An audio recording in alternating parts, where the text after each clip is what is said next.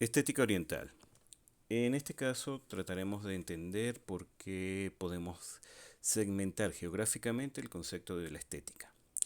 Si bien hasta ahora hemos hecho énfasis en una estética que es principalmente europea, formada desde Grecia, pasando por Alemania, uno de los pensamientos recurrentes es considerar si esto efectivamente es universal, es decir, si forma parte de un pensamiento global que incluye incluso aquellas culturas que no pertenecen a esta tradición grecolatina, que es de donde surge esta definición de occidentalización. Nosotros desde América indudablemente tenemos poco que aportar en este instante de revisiones históricas de la estética por condiciones de, digamos, transiciones de la colonia hacia el periodo republicano, al menos desde que hemos visto la concepción histórica que nos alcanza hasta Hegel. De todos modos, cuando nosotros estamos tratando de establecer este tipo de diferencias, es decir, tratar de clarificar si efectivamente hay una diferencia o muchas diferencias entre la estética oriental y la estética occidental, nosotros tendremos que agruparnos desde un punto de vista un poco generalista. ¿Qué quiere decir esto? Que para la cantidad de años que has transcurrido las culturas orientales, la cantidad de culturas que están allí insertas, es difícil englobar o dar una panorámica lo suficiente como para decir que en este video hemos obtenido la panorámica general. Sencillamente vamos a hacer una selección de algunas de esas culturas y específicamente para tratar de comprender lo que geográficamente, lo que culturalmente han influido a lo largo de la historia y por qué aquello se muestra de una manera distinta o al menos se percibe de una manera distinta y tratamos de indicar exactamente hacia dónde apunta esa estética oriental y trataremos de comprobar si efectivamente esto posee algún tipo de relación con lo que nosotros hemos visto desde el punto de vista occidental. Entonces, por un lado tenemos que la estética oriental podría englobarse desde un sentido contemplativo y hacia la naturaleza.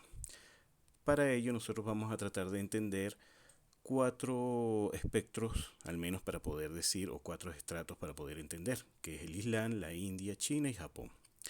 Insisto, esto es una forma de globalizar muchas diferencias, muchas culturas que están allí. Si observan el mapa, van a notar que muchas divisiones de estos territorios desde una manera geopolítica difieren entre lo que es China, Japón e India. Pero el Islam se convierte en un tema aún más complejo. ¿Por qué razón? Porque se trata de una cultura que tiene principalmente un alcance que supera lo geográfico, es decir, es transnacional. Es quienes se ascriben al Islam, no dónde nacen como islámico en todo caso, ya que tiene un aspecto profundamente religioso. Entonces la idea en este instante es abordar cada una de estas instancias con algunas de sus características, tratar de comprender y posteriormente en nuestras clases, en nuestro canal continuamente regular, pues trataremos de ejemplificar o tratar de aclarar esto un poco más. Advierto que lo que van a ver en este instante son imágenes que nos sugieren generalidades. No estoy haciendo un ejercicio histórico, por consiguiente no estoy acentuándome en lo que son los datos históricos de fechas, nombres, autores, porque sencillamente lo que quiero es dar una noción inicial, introductoria sobre lo que son los principios básicos de este concepto estético que nosotros podemos percibir en estas cuatro ideas de lo que es la estética oriental desde un punto de vista occidental. Seguramente alguno de ellos, bien sea islámico de la India, indio de la India, como debe lo que podemos decir tranquilamente, chino o japonés, seguramente estará diciendo que generalizamos cuando hay una cantidad de elementos tan singulares y particulares que podría tranquilamente ser casi que una forma de insulto el hecho de resumir esto de esta forma. Entonces comencemos con el Islam. El Islam tiene que ver con un apego específicamente religioso. Si ven el mapa, todas estas zonas específicamente remarcadas frente al resto del mapa que está en blanco, hace referencia no solamente a estados que existen actualmente, que existieron en algún momento, es decir, países, sino que hace referencia a una cultura que sobrepasa las fronteras. El Islam es, en cuanto a densidad demográfica, una de las religiones más importantes en este instante y vemos que su desarrollo y alcance todavía sigue cimentando muchas cosas. El Islam comienza como una religión que en el Medio Oriente perseguía un libro sagrado específicamente como el Corán. Perseguía, quiero decir, que eran seguidores de las palabras de la escritura sagrada que se encontraban allí y fueron conquistando también a la par territorialmente grandes espacios.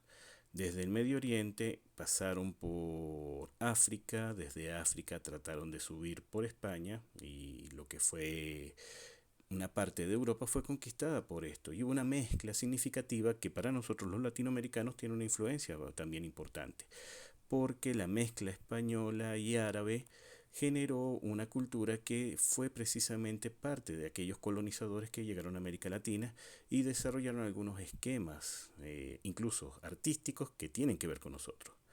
Entonces, cuando pensemos en el Islam, es quizás de los cuatro ámbitos que vamos a revisar hoy, el más joven, por decirlo de alguna forma, pero también tiene una cantidad de seguidores y de fieles que tienen ciertas características, que hacen que el Islam tenga dentro de esta clasificación estética unas particularidades. Comenzamos por el hecho de decir que no es representacional. Esto indica que la manera en que el Islam se presenta no tiene algún tipo de cercanía con la representación humana ni la búsqueda de las consideraciones de la proporción humana. Esto tiene que ver mucho en relación a lo que ellos tienen como teología, es decir, no hay manera de imitar la creación de Dios, por consiguiente no se persigue la representación. Por ende, la mayoría de los trabajos de ellos son abstractos. Sus consideraciones son más bien la geometrización, la búsqueda de unas nociones, de un lenguaje divino que es curiosamente la matemática, y a los árabes le debemos muchísimo sobre la matemática. Entonces aparece una suerte de configuración lejana a la representación y por consiguiente todo lo que hemos hablado sobre belleza en Grecia, por ejemplo, eso no es un consumo para la estética oriental. Es decir, la imitación del cuerpo en una escultura, como ocurría en la Grecia clásica, en la Grecia arcaica o en la Grecia helenística, no es precisamente lo que va a mover o motivar al Islam. En todo caso, la aspiración decorativa, que podría uno considerar que esa palabra decorativo es muy restrictiva a la hora de calificar lo que realmente ocurre en las paredes de la arquitectura, donde va a ocurrir principalmente las máximas expresiones artísticas de ello, casi siempre tiene que ver con elementos geométricos y escritura. Lo que están viendo en este instante en esa imagen, además de elementos geométricos, es la escritura como tal. Y eso tiene que ver mucho con fragmentos de textos sagrados que se van desplazando en todas las paredes como una suerte de lacería. Le decimos lacería desde Occidente, pero para ello es claramente un documento que está escrito en pared. Pero para nosotros la sugerencia de la forma y el desconocimiento mismo de lo que fue la evolución de la grafía en ellos se convierte en una suerte de ejercicio de lacería. Muchas de las cosas que ellos realizan en este instante como un ejercicio de escritura, de lenta y cuidadosa escritura sobre estos elementos, superficies, bien sea murales o incluso en los mismos textos que escriben en soportes móviles, indudablemente tiene que ver con un concepto estético que ellos dicen basado principalmente en la religión. Dios es bello y ama la belleza. Bajo esa perspectiva, indudablemente es religioso lo que están persiguiendo. El caso de la matemática llega a ser, y la geometría llega a ser bastante importante en el caso de la manera en que ellos crean la arquitectura. Y esa forma tiene que ver también con conceptos simbólicos. El círculo para ellos es una representación de Dios y el cuadrado de todos los elementos, es decir, de los elementos con los cuales nosotros estamos asociados a considerar los cuatro puntos cardinales, norte, sur, este y oeste, o elementos que están dispuestos en la naturaleza, que ya ustedes han escuchado, agua, aire, tierra y fuego.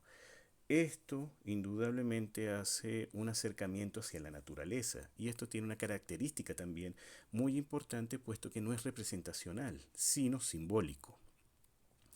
Bajo esa perspectiva indudablemente vemos un trabajo rítmico, repetitivo, pero al mismo tiempo es estructural porque no solamente se hace este tipo de ejercicio como estos arcos, sino que además de eso, las plantas mismas de la arquitectura tienden a tener una configuración que también respeta esto.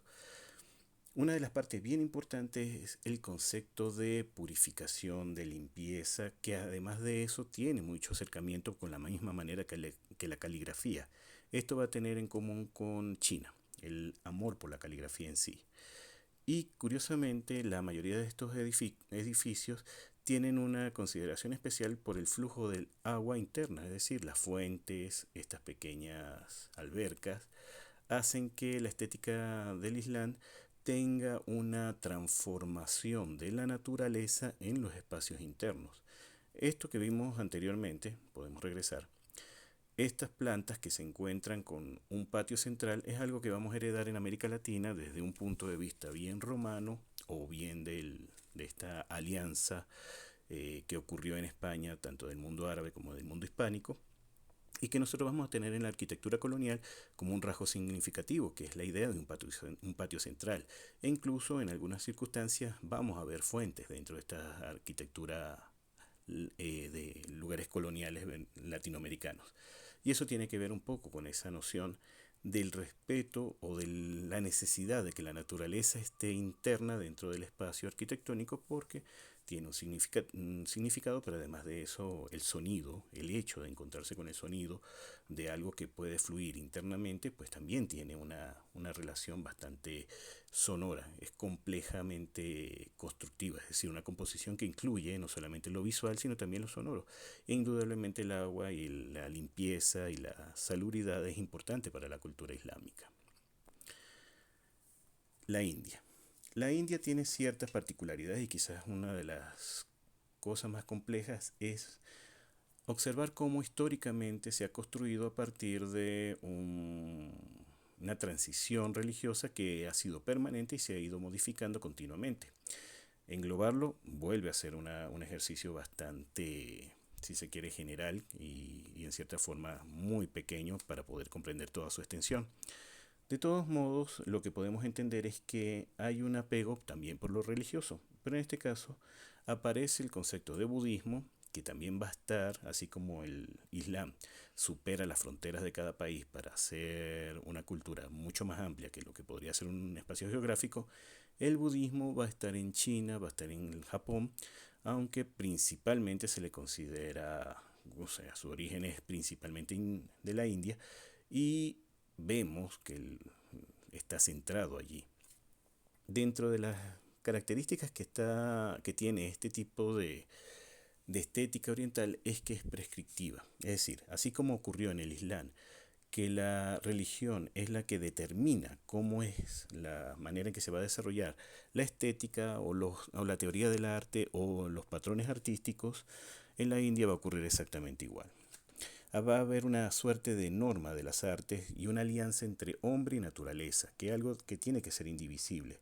Y esto tiene que ver con algunos de los postulados del budismo. Hay que recordar que la esencia básica del budismo radicaba en el hecho de vivir una vida más o menos liviana de cargas, lejos del sufrimiento, y ya hay que reconocer el sufrimiento, y con la expectativa de alcanzar el nirvana.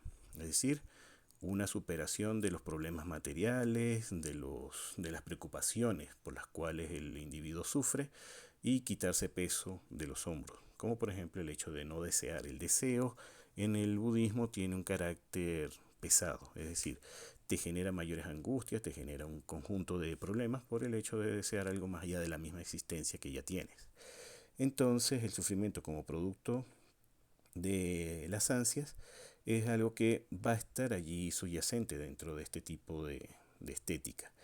Y eliminando la causa, es decir, eliminando la causa del sufrimiento, que es el deseo, se obtiene sabiduría, se logra una condición ética superior y además de eso se vive con una relación del aquí y ahora, es decir, ni atrapado en el pasado ni obsesionado con el futuro. El presente se convierte en una suerte de dinámica muy interesante para la cultura india. Perdón. Por eso, mucho de lo que va a ocurrir en la estética oriental y específicamente en la India no es un arte por el arte, no es un arte por la estética misma de las formas, no es o por la preocupación teórica y técnica sobre la misma forma y el material transformado, sino que va a ser más bien un arte con una finalidad específica y es religiosa. Se supone que tiene normas.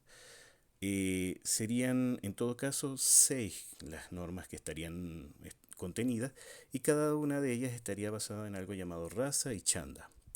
La raza es más o menos si se quiere, el contacto estético con lo que se podría definir el pensamiento estético de la India, y la chanda es una suerte de manera de percibir el mundo material. Veámoslo en perspectiva.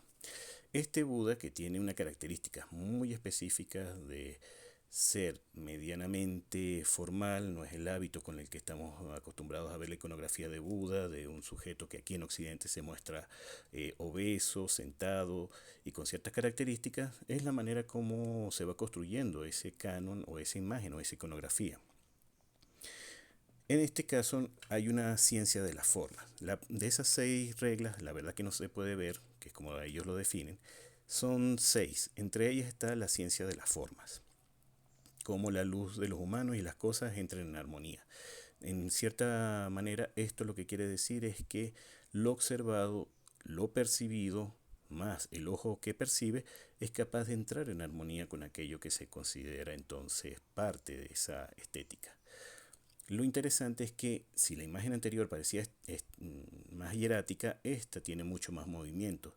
Así que la relación respecto a cómo va a ser el conjunto de presentación de los elementos formales o de los aspectos formales, que en este caso si hay representaciones antropomórficas, va a tener una diversidad bastante amplia.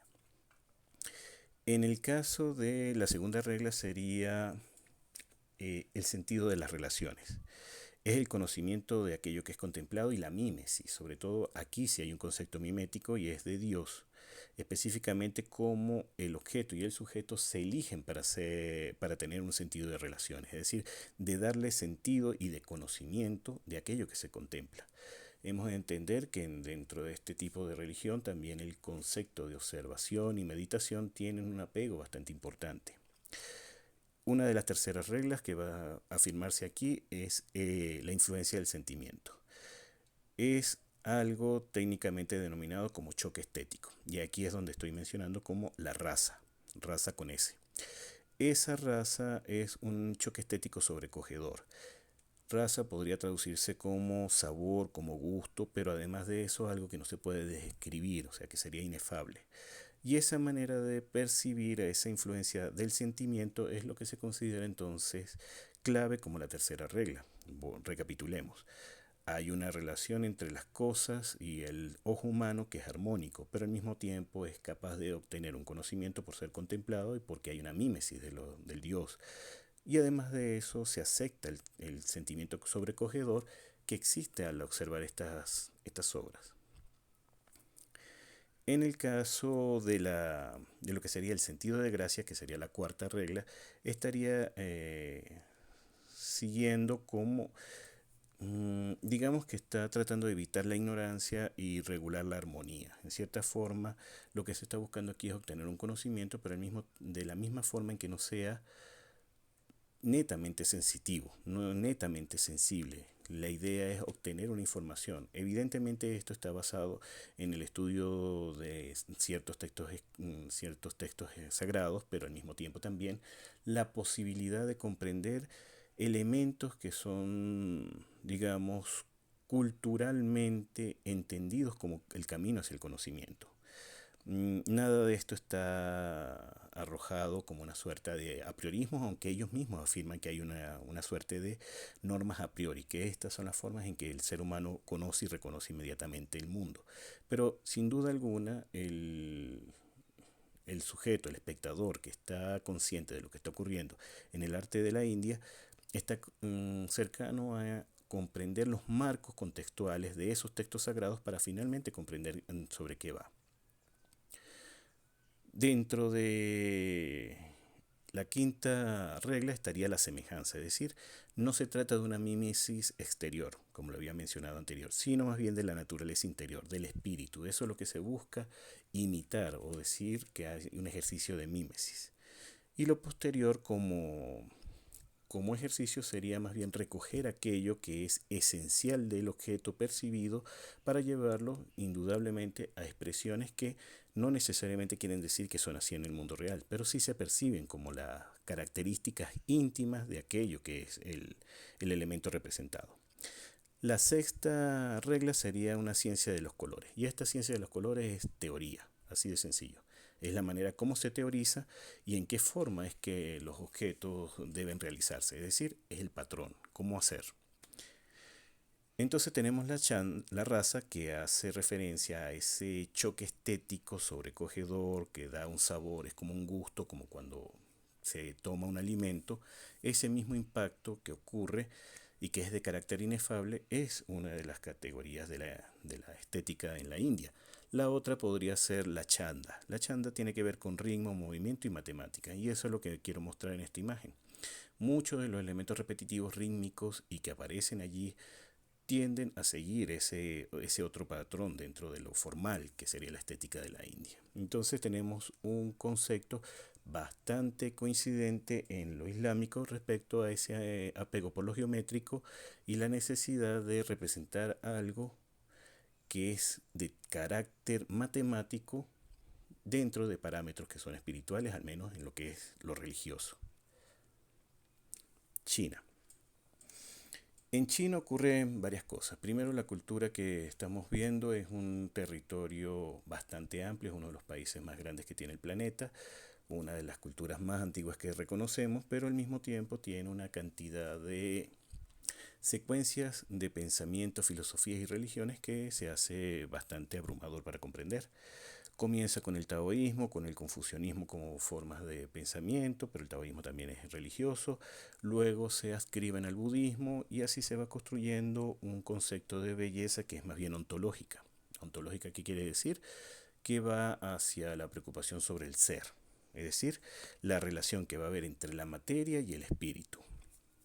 Y en cierta forma aquí lo que vamos a encontrar es una necesidad de encontrar una armonía o una sabiduría profunda sobre el universo.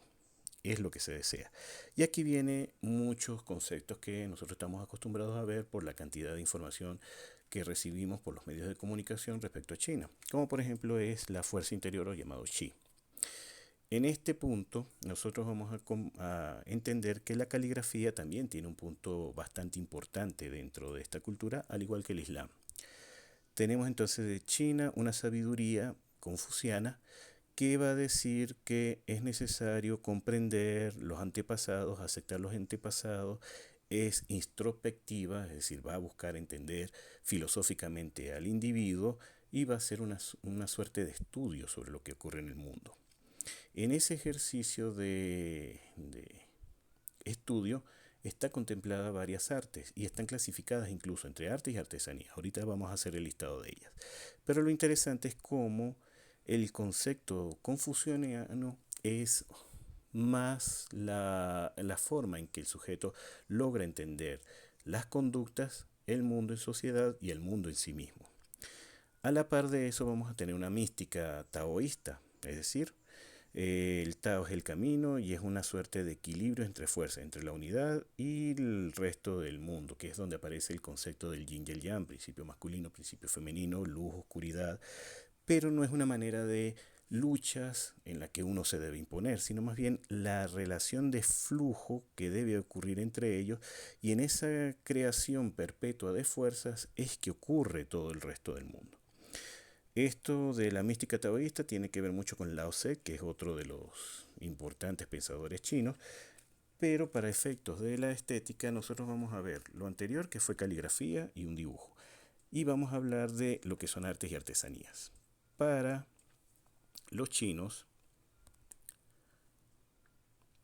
nosotros vamos a encontrar que las artes son la poesía, la pintura, la caligrafía y tocar el laúd, mientras que las artesanías son la escultura, el grabado, la arquitectura y la música. Es curioso que digan tocar el laúd y la música estén en lugares distintos, pero es que el laúd tiene un carácter especial. El hombre de bien colabora con la creación, es decir, aquellos que hacen artes colaboran con las deidades para poder hacer la creación entre el cielo y la tierra. Mientras que las artesanías son de carácter profesional. Insisto, esto que acaban de ver acá como un edificio es considerado más bien una artesanía.